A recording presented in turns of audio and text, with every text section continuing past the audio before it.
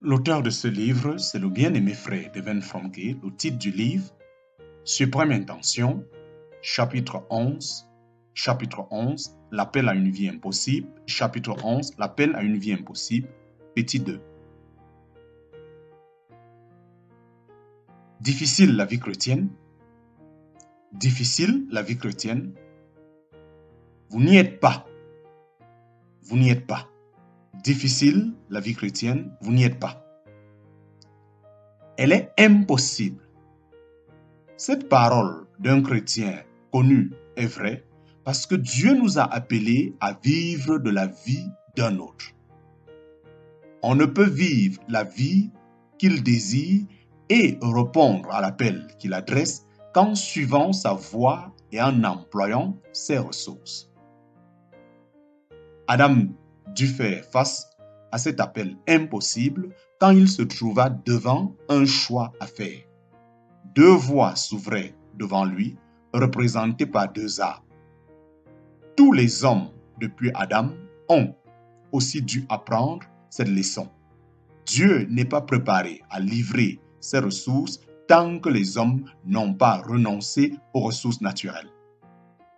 Il n'existe pas de terrain neutre où bien l'homme va se nourrir de l'arbre de la connaissance et réaliser ses propres objectifs, ou bien, comme Dieu l'avait espéré, il décidera de s'unir à lui, l'arbre de vie, pour avoir part à ses ressources inépuisables. La philosophie du gain ne peut être associée à la vie divine qui ne peut que donner. Dieu n'est pas préparé à livrer ses ressources tant que les hommes n'ont pas renoncé aux ressources naturelles. Il n'existe pas de terrain neutre où bien l'homme va se nourrir de l'arbre de la connaissance et réaliser ses propres objectifs, ou bien, comme Dieu l'avait espéré, il décidera de s'unir à lui, l'arbre de vie, pour avoir part à ses ressources inépuisables. La philosophie du gain ne peut être associée à la vie divine qui ne peut que donner. Deux voies, deux philosophies. Deux voies, deux philosophies. Au milieu du jardin se trouvait l'arbre de la vie qui semble avoir occupé la position la plus importante. Aucune interdiction ne frappait son fruit. À cette place centrale, il représentait la source de. Il représentait la source de toute croissance et de toute activité, et son nom même aurait dû parler à Adam. Mais il était lent à comprendre. Alors qu'il hésita, sa femme, aidée par Satan, se tourna vers un autre arbre dont le fruit leur avait été formellement interdit. Cet arbre, appelé l'arbre de la connaissance du bien et du mal, représentait une vie d'indépendance. C'était la voie de l'ambition personnelle. Comme nous l'avons dit, l'intention de Dieu dès le commencement était qu'Adam et sa famille se trouvent en présence d'un choix à faire, d'un choix moral. Vous remarquerez sur le tableau noir que nous avons illustré les deux arbres tout différemment. L'arbre de vie, avec ses branches en éventail vers le ciel, illustre le désintéressement, le régime fondé sur le dépouillement, la vie consacrée à Dieu. Celui qui adopte cette manière de vivre réalise l'intention divine. L'arbre de vie, avec ses branches en éventail vers le ciel, illustre le désintéressement, le régime fondé sur le dépouillement, la vie consacrée à Dieu. Celui qui adopte cette manière de vivre réalise l'intention divine. Il suit le mode de vie céleste, l'enracinement de la croix. Or, puisque cette vie est constamment tendue vers Dieu, rien ne l'empêche d'avoir sa part pleine et entière au privilège des héritiers, ce qui revient à dire qu'elle aura toujours les ressources dont elle a besoin dans ce que représente le fruit de cet arbre. l'autre arbre et ses branches tournées vers la terre pour entraîner Ève sur la voie du gain. Elle a été conduite à croire qu'il y avait dans cet arbre quelque chose pour elle. Elle s'est affranchie de sa dépendance de Dieu et a invité son mari à faire de même.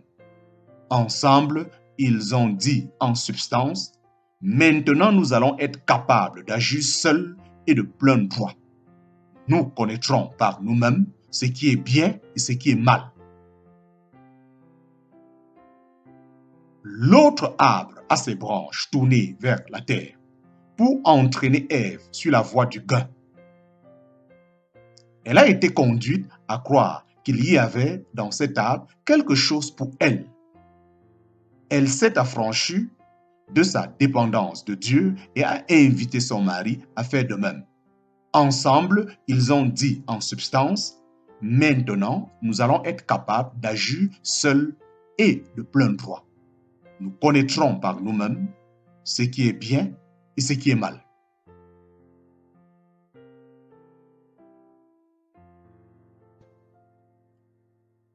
Et dans un sens, c'était vrai. Et dans un sens, c'était vrai. Ils étaient en train de devenir de petits dieux jouissant d'une complète liberté d'action.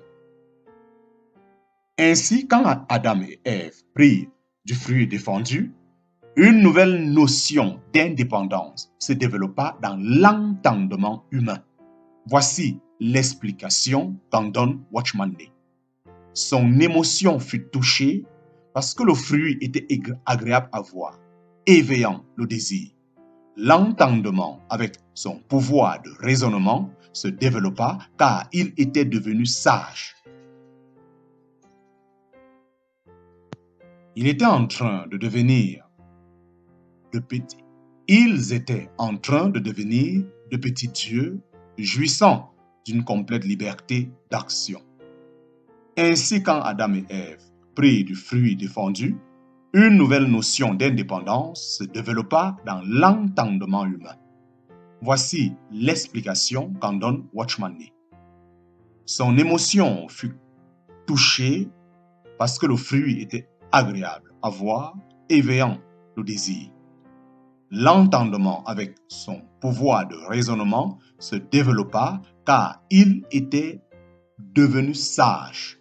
Sa volonté se fortifia, lui permettant désormais de toujours choisir lui-même sa voie.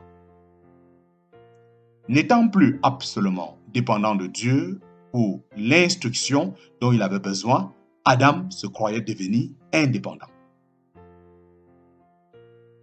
Vivre par l'âme ou par l'esprit. Vivre par l'âme ou par l'esprit. Maintenant que nous comprenons la voie que prit le premier homme, nous pouvons voir comment elle détermina les étapes de son développement. L'intention divine était qu'Adam s'unit à lui par le lien d'une vie commune, c'est-à-dire qu'en acquérant par la naissance un lien de parenté avec Dieu, l'esprit humain aurait passé sous la direction et le gouvernement de l'Esprit Saint. Intelligence, émotion et volonté seraient devenus pour le Saint-Esprit des moyens de communication, des organes de transmission. Or, en choisissant d'agir dans l'indépendance, Adam provoqua un développement autonome des ressources de son âme. Désormais, l'homme ne serait pas seulement une âme vivante, mais il vivra pour son âme. En parenthèse, Watchman Nee. L'intention divine était qu'Adam s'unit à lui par le lien d'une vie commune. C'est-à-dire qu'en acquérant par la naissance un lien de parenté avec Dieu, l'esprit humain aurait passé sous la direction et le gouvernement du Saint-Esprit. L'intelligence, émotion et volonté seraient devenues par le Saint-Esprit des moyens de communication, des organes de transmission. Or, en choisissant d'agir dans l'indépendance, Adam provoqua un développement autonome des ressources de son âme. Désormais, l'homme ne sera pas seulement une âme vivante, mais il vivra par son âme. En parenthèse, Watchman Nee.